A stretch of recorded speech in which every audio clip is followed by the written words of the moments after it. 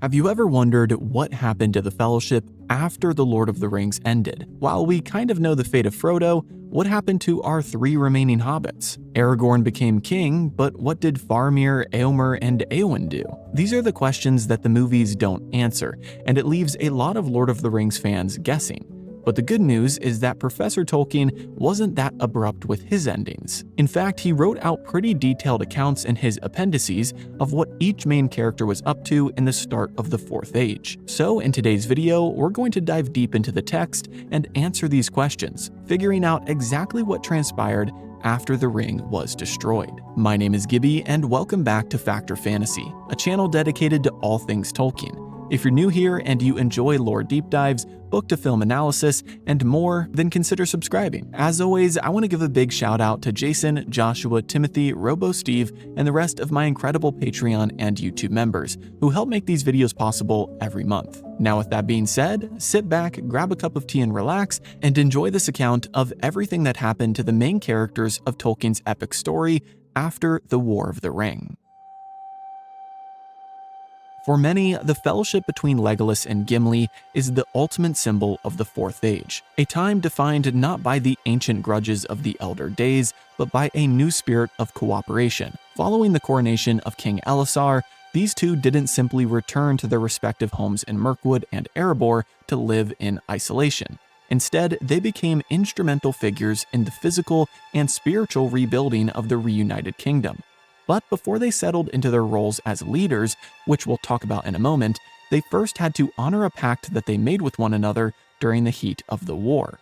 You might remember their agreement. If they survived, Legolas would visit the glittering caves of Aglarond with Gimli, something that elves normally would never do. And Gimli agreed that he would walk the paths of Fangorn Forest with Legolas, which is something that dwarves typically didn't do either. But as a beautiful sign of their friendship that was forged in fire, they fulfilled these promises shortly after the ring's destruction. Legolas, though initially skeptical of caves, was left speechless by the majesty of Aglarond, admitting that only a dwarf could find the words to describe such beauty. Gimli, in turn, braved the deep, breathing shadows of Fangorn, finding a new respect for the ancient world.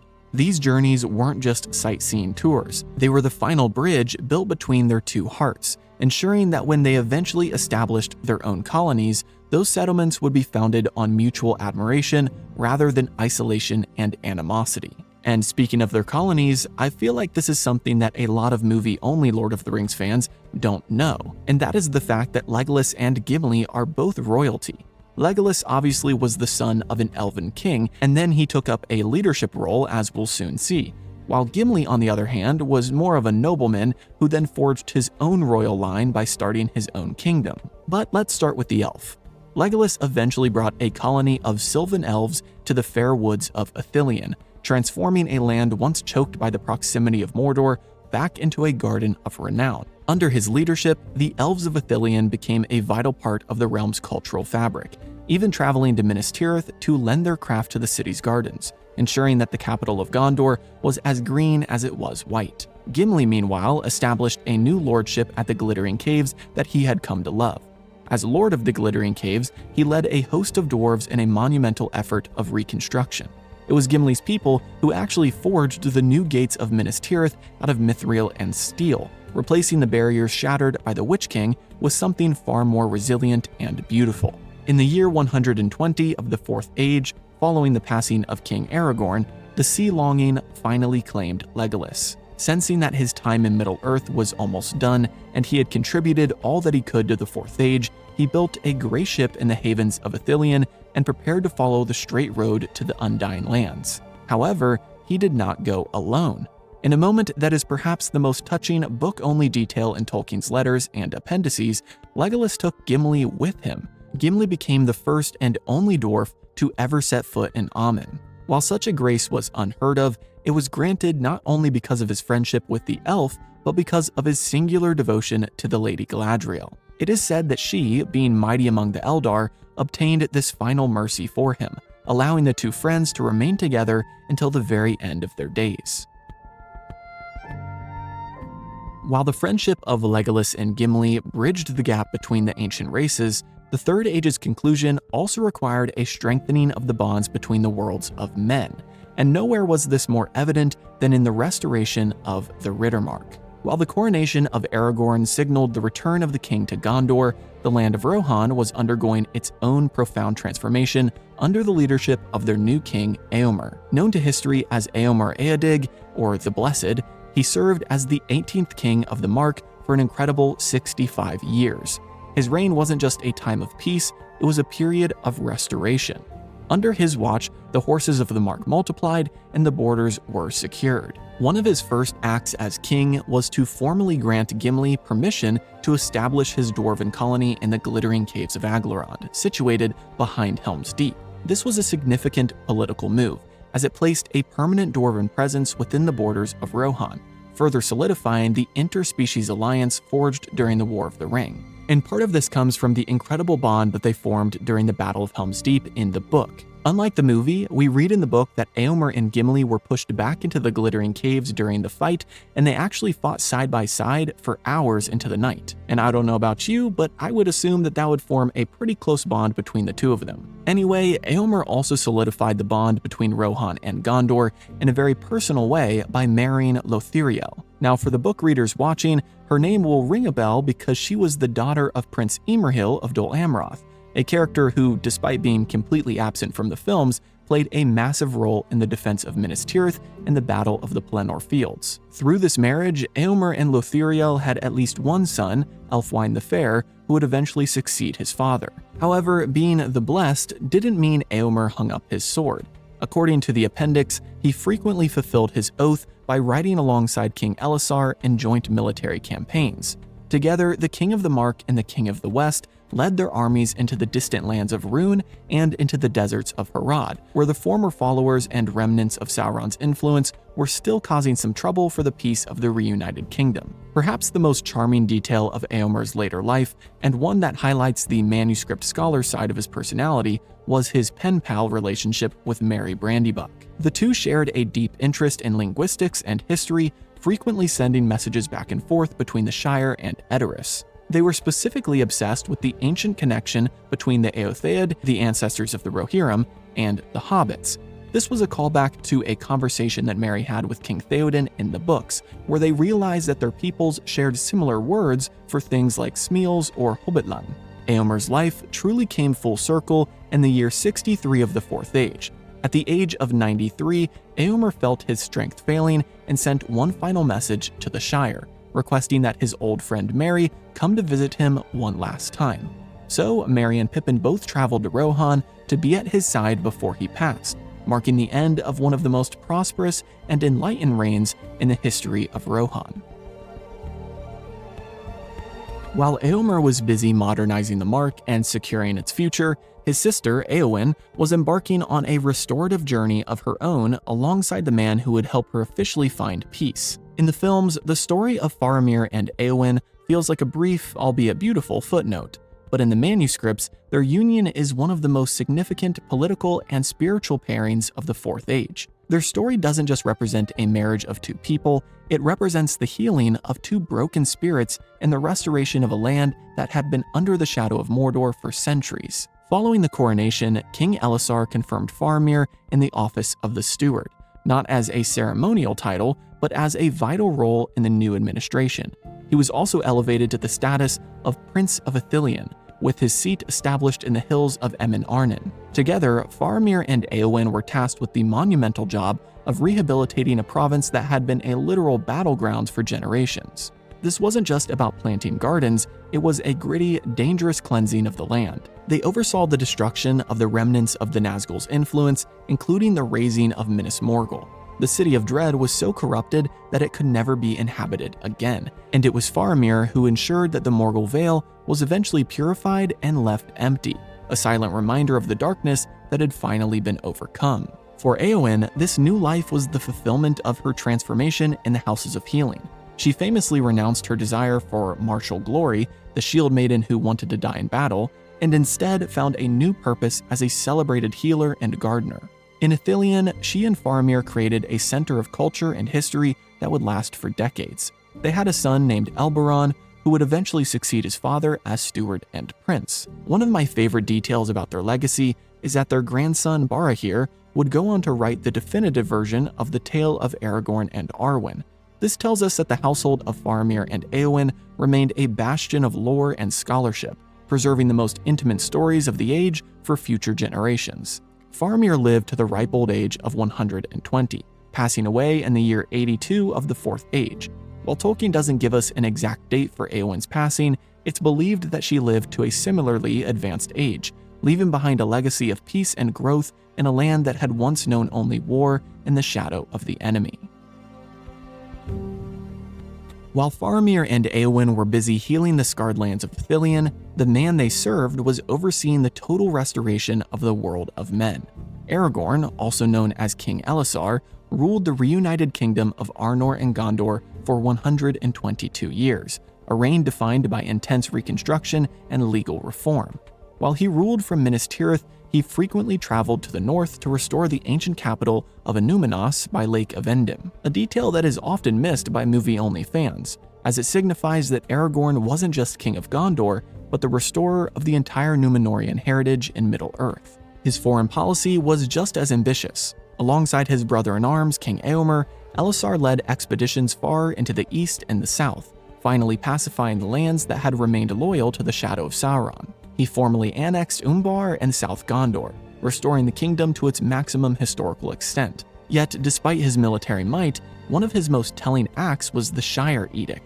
He forbade any man from entering the Shire's borders, ensuring that the hobbits remained a self-governing people under his protection. It was his way of honoring the small folk who had made his crown possible in the first place. Arwen's life as queen was one of grace, though it was underscored by the weight of her choice. She bore Aragorn a son, Eldarion, and several daughters. Interestingly, she also served as a mentor to Elenor Gardner, Sam's eldest daughter, teaching her the ways of the court and the culture of the elves. This happened after one of their visits to the Shire, in which Elenor served as a maid to the queen. She then spent a year in Gondor sometime later, serving under Arwen. It's the little details like this that make me wish Tolkien would have written a million more stories after the destruction of the ring, because there's just so much more that happened that we don't get further details for. But anyway, the end of Aragorn and Arwen's story is perhaps the most moving part of the entire book.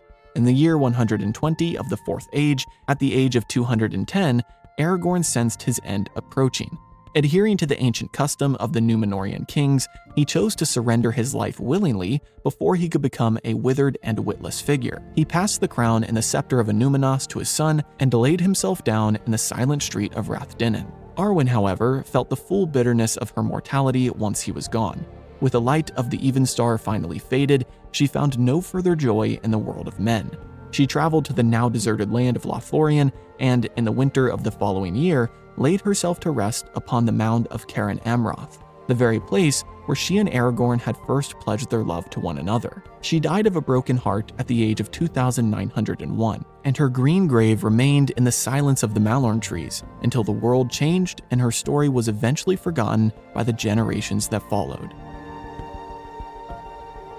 While the kingdoms of men were entering a new era of growth, the ancient powers of Middle-earth were quietly withdrawing from the stage. Treebeard, the oldest of the Ents, faced an ending that is perhaps the most melancholic in all of Tolkien's writings. Following the war, Treebeard met with Celeborn and Galadriel near the Treegarth of Orthanc for a final farewell. It's a deeply moving moment in the book where they both acknowledge that while the world is being renewed for others, for them, the long sorrow is reaching its conclusion. Treebeard remains in Fangorn, but his story doesn't end with a grand voyage or a new kingdom. Instead, the Ents simply continue to fade. As the Fourth Age progressed, they became more and more tree-like, losing their ability to speak and move until they eventually succumbed to a long, mindless sleep. This leaves Treebeard as a symbol of a disappearing world, slowly becoming indistinguishable from the very forest he spent an age protecting, until he was nothing more than a memory in the rustling of the leaves. While the mortals of Middle-earth were busy building a new future, the task of the Astari, the wizards sent to contest the power of Sauron, was finally at an end. Gandalf's post-war activities were surprisingly quiet, serving as a period of reflection rather than action. After presiding over the coronation of King Elessar and the long-awaited wedding of Aragorn and Arwen, Gandalf spent his remaining days in council with the Elven Lords. He He famously remarked to the hobbits that he was no longer their steward, and that the responsibility for the world now rested firmly on the shoulders of men. He had been the fire that kindled the hearts of the free peoples when all seemed lost, and with the ring destroyed, that fire was no longer needed to burn so brightly in the physical world. So, in September of the year 3021 of the Third Age, which marks the very first year of the Fourth Age, Gandalf joined the Ring-Bearers at the Grey Havens for the final departure. This is a moment that carries even more weight in the book because of who Gandalf actually is.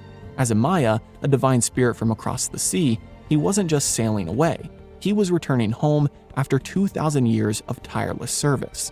As he boarded the ship, he revealed Narya, the Ring of Fire, which he had carried in secret for the duration of his time in Middle-earth.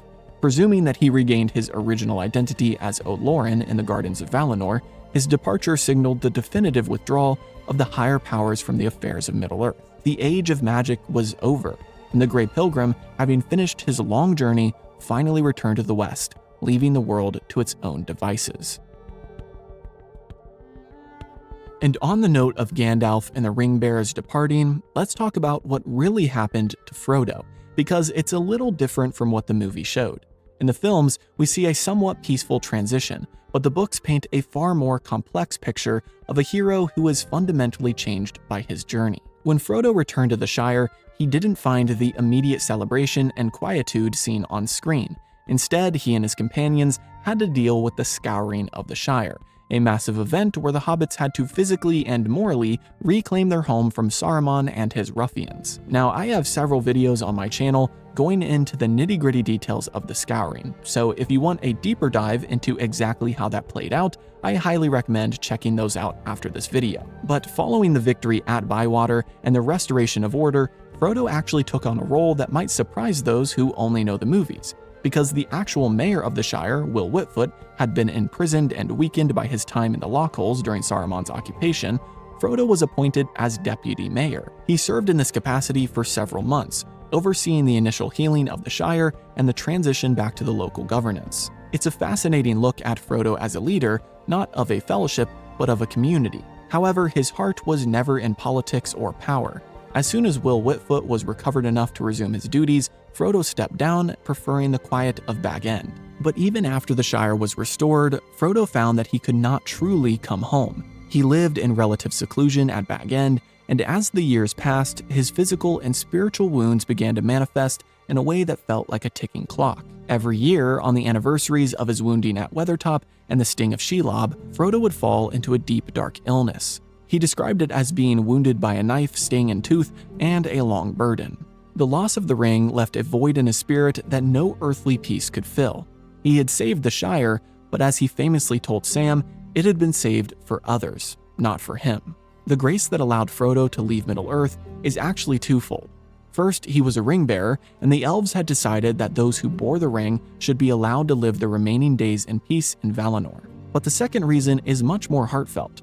For Frodo, it wasn't just the fact that he was a ring-bearer, but it was a specific intercession by Arwen. Because she had chosen mortality to be with Aragorn, she surrendered her place on the White Ships and her gift of passage. She even gave Frodo a white jewel to wear around his neck to provide him comfort when the shadows of his memories grew too long. This gift, along with the status that he held as a ring-bearer, granted him the right to sail into the West. In the same year that Gandalf, Elrond, and Galadriel decided to leave, Frodo finally boarded the ship at the Grey Havens.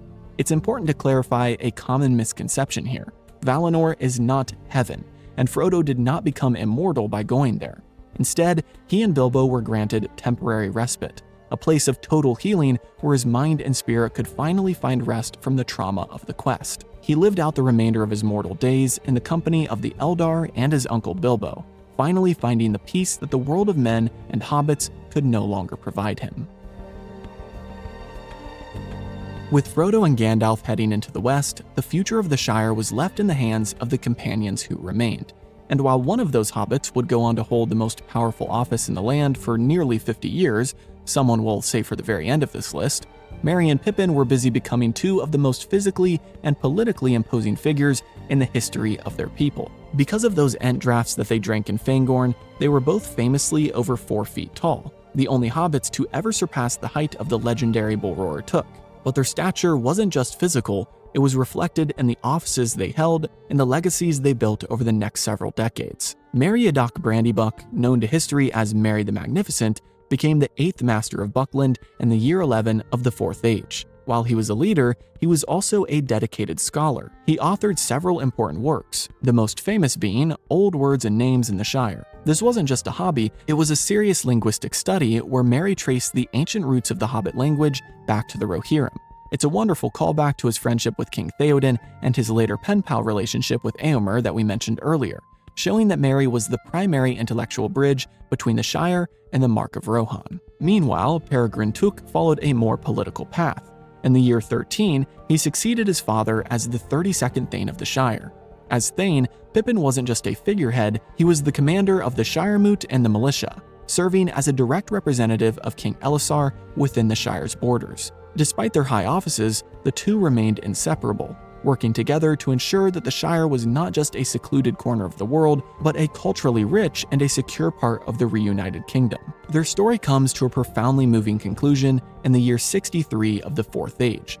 Having both reached their 90s and 100s, Merry and Pippin resigned their offices to their sons and decided to take one final journey together. They first rode to Rohan to be with King Eomer on his deathbed, fulfilling a bond that had lasted a lifetime. Afterward, they traveled south to Gondor, spending their final years as guests of King Elessar in Minas Tirith. When they eventually passed away, they were given an honor that no other hobbit had ever received. They were entombed in the royal halls of Rathdinnen, right beside the great kings of Gondor. Legend even says that when Aragorn himself died many years later, the biers of Merry and Pippin were moved so that they could forever rest beside their king. It is the ultimate testament to the fellowship that not even death could truly separate them. Finally, we come to the hero of the whole story, the legend who will live on in the hearts of every fan of Middle-earth for the rest of time itself. While Merry and Pippin were the tall, imposing lords of the Shire, the true heart and soul of the Hobbit people rested with the gardener who had carried the fate of the world on his shoulders. Samwise Gamgee's post-war life is perhaps the most complete hero's journey in the entire book. Upon his return, Sam didn't just go back to trimming hedges, he became the primary architect of the Shire's healing. Using the gift he received from the Lady Galadriel, that small box of earth from her garden, and her silver Malorn nut, Sam single-handedly restored the ecology of the Shire after the industrial devastation left behind by Saruman. He planted the Malorn nut in the party field to replace the felled party tree, and the blessed soil from Galadriel's garden that he spread across the land led to the most fruitful and beautiful years the Shire had ever known. This ecological miracle was so profound that Sam's descendants eventually dropped the name Gamgee entirely, adopting the surname Gardener to honor the man who had healed their home. But Sam's growth wasn't just in the soil, it was in the halls of power. In year 7 of the Fourth Age, Sam was elected as mayor of the Shire, for the first of 7 consecutive 7-year terms. For 49 years, Sam served as the political anchor of the Shire, and King Elessar even appointed him as Counselor of the North Kingdom. He was no longer the servant in the background. He was a statesman who bridged the gap between the humble life of the Shire and the high courts of the reunited kingdom. His domestic life was equally prolific. Sam and Rosie Cotton had 13 children, and their names read like a tribute to the fellowship itself. You have Eleanor the Fair, who would eventually serve as a lady-in-waiting to Queen Arwen, as well as children named Frodo, Merry, Pippin, and even Bilbo. Each of these children carried forward a piece of the legend, ensuring that the history of the ring wasn't just found in books, but lived on through the Gardener bloodline. His daughter Goldilocks even married Pippin's son, Faramir Took, effectively uniting the most powerful families in the Shire. The end of Samwise's story is the final, quiet closure of the Third Age. In the year 61, following the death of his beloved wife Rosie, Sam decided that his time in Middle-earth was finally complete. He was then 102 years old. He traveled to Undertower, passed the Red Book of Westmarch, the source of his entire story, to his daughter Eleanor, and then rode to the Grey Havens. Because he had briefly carried the One Ring during the quest, he was granted the same special grace as Frodo and Bilbo. In the year 62 of the Fourth Age, Samwise Gamgee boarded a ship and sailed into the West, the very last of the ring-bearers to leave Middle-earth. While the movies end with him saying, "I'm back," the manuscripts tell us that his true ending was his reunion with Frodo and the Undying Lands, where the gardener and his master could finally rest in peace together. And that concludes our look back at the fates of the key characters of Middle-earth. While I wish we had a dozen more books detailing the stories of everyone involved, I'm happy that the professor at least left us with something, which is more than most authors can say. So out of everyone we discussed today, which ending was your favorite? Let me know in the comments. Also, if there was a character story that I couldn't cover today, drop it below in the comments so that we can all learn about it together. As always, be sure to like and subscribe if you enjoyed. Have a great week, and I'll see you in the next video.